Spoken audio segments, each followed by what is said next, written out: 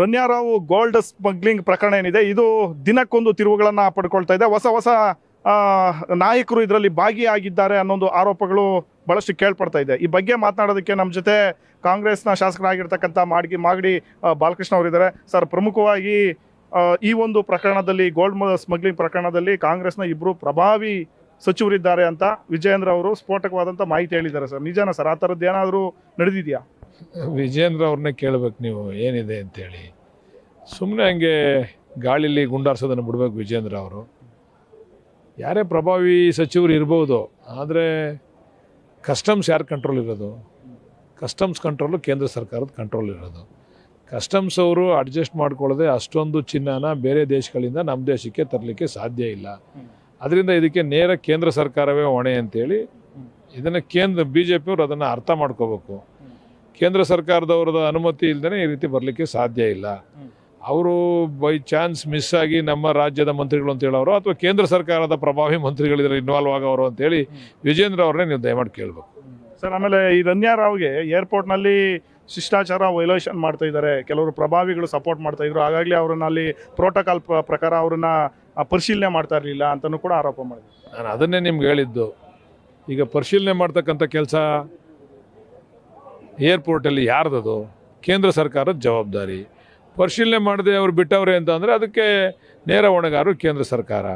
ಯಾರಾದರೂ ಒತ್ತಾಯ ಹಾಕಿದರೆ, ಒತ್ತಡ ಹಾಕಿದರೆ ಅದು ಕೇಂದ್ರ ಸರ್ಕಾರದ ಸಚಿವರು ಒತ್ತಡ ಹಾಕಿ ಬಿಡಿಸ್ಬೋದು ಅಷ್ಟೇ ವಿನ ಅದಕ್ಕೂ ನಮ್ಮ ರಾಜ್ಯ ಸರ್ಕಾರಕ್ಕೂ ಯಾವುದೇ ಸಂಬಂಧ ಇಲ್ಲ. ಅಲ್ಲ, ವಿಜಯೇಂದ್ರ ಅವ್ರಿಗೆ ಅಂತ ಸಂಪೂರ್ಣವಾದ ಮಾಹಿತಿ ಇದೆಯಾ ಸರ್? ಯಾಕಂದರೆ ಸಚಿವರು ಅವರು ಇಬ್ಬರು ಭಾಗಿಯಾಗಿದ್ದಾರೆ ಅಂತ ನೇರವಾಗಿ ಹೇಳ್ತಿದ್ದಾರೆ, ಹಾಗಾಗಿ ವಿಜಯೇಂದ್ರ ಅವ್ರಿಗೆ ಮಾಹಿತಿ ಇಲ್ಲ. ನೇರವಾಗಿ ಹೇಳೋದಾದರೆ ಹೆಸರುಗಳನ್ನ ಹೇಳಬೇಕು, ಸುಮ್ಮನೆ ಗಾಳಿಲಿ ಗುಂಡಾರ್ತಕ್ಕಂಥದ್ದನ್ನು ಬಿಡಬೇಕು. ಯಾರೇ ಪ್ರಭಾವಿ ಇದ್ದರೂ ಕೂಡ ಅದು ಏರ್ಪೋರ್ಟು ಕೇಂದ್ರ ಸರ್ಕಾರದ ಕಂಟ್ರೋಲ್ ಇರ್ತಕ್ಕಂಥದ್ದು. ಕೇಂದ್ರ ಸರ್ಕಾರದವರೇ ನೇರ ಹೊಣೆ ವಿನ ನಮ್ಮ ರಾಜ್ಯ ಸರ್ಕಾರಕ್ಕೂ ಅದಕ್ಕೂ ಸಂಬಂಧ ಇಲ್ಲ.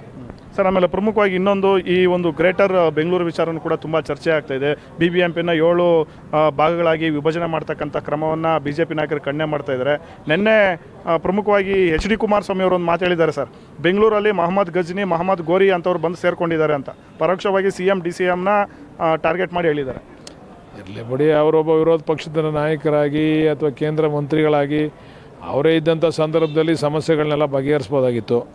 ಇರ್ತಕ್ಕಂಥ ಬೆಂಗಳೂರಿಗೆ ಬೇರೆ ಹಳ್ಳಿಗಳನ್ನೆಲ್ಲ ಸೇರಿಸಿ ಗ್ರೇಟರ್ ಬೆಂಗಳೂರು ಮಾಡಿದವರು ಸನ್ಮಾನ್ಯ ಕುಮಾರಸ್ವಾಮಿರವರೇ.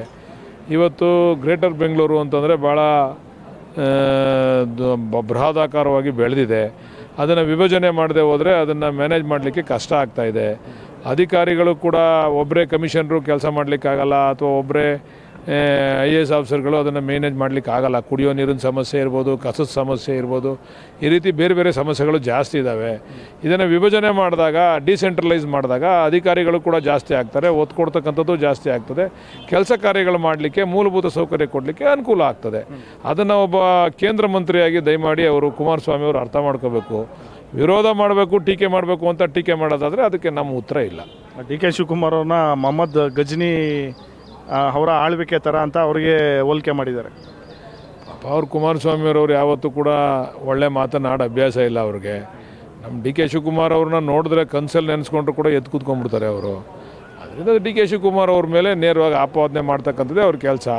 ಅದನ್ನು ಬಿಟ್ಟು ಅವರು ಸಲಹೆ ಸೂಚನೆಗಳನ್ನ ಕೊಡಲಿ, ಆಯಿತು ಇದರಿಂದ ಏನಾಗ್ತದೆ, ಈ ಇವಾಗ ನೀವು ಡಿವೈಡ್ ಮಾಡೋದ್ರಿಂದ ಏನಾಗ್ತದೆ, ಒಟ್ಟಿಗೆ ಇರೋದ್ರಿಂದ ಏನಾಗ್ತದೆ, ಅದ್ರ ಬಗ್ಗೆ ಸಾಧಕ ಬಾಧಕವನ್ನು ಚರ್ಚೆ ಮಾಡಿ ನಮಗೆ ಸಲಹೆ ಸೂಚನೆಗಳನ್ನ ಕೊಟ್ಟರೆ ಅವರ ಸಲಹೆ ಸೂಚನೆಗಳು ಸರ್ಕಾರಕ್ಕೆ ಮತ್ತು ಸಾರ್ವಜನಿಕರಿಗೆ ಅನುಕೂಲ ಆದರೆ ಖಂಡಿತ ಸ್ವೀಕಾರ ಮಾಡ್ತೀವಿ. ಅದನ್ನು ಮಾಡಬಿಟ್ಟು ಸುಮ್ಮನೆ ಏನೋ ಮಾತಾಡಬೇಕು, ನಾನು ಒಬ್ಬ ವಿರೋಧದಲ್ಲಿದ್ದೀನಿ, ವಿರೋಧ ಮಾಡಬೇಕು ಅಂತ ಮಾತಾಡಿದ್ರೆ ಅದಕ್ಕೆ ನಾವು ಉತ್ತರ ಕೊಡ್ತಕ್ಕಂಥ ಅವಶ್ಯಕತೆ ಇಲ್ಲ. ಸೊ ಇದು ಪವರ್ TV ಜೊತೆ ಬಾಲಕೃಷ್ಣ ಅವರ ಮಾತು. ಕ್ಯಾಮ್ರಾ ಪರ್ಸನ್ ಜಯರಾಮ್ ಜೊತೆ ಆನಂದ್ ನಂದಗೂಡಿ, ಪವರ್ TV.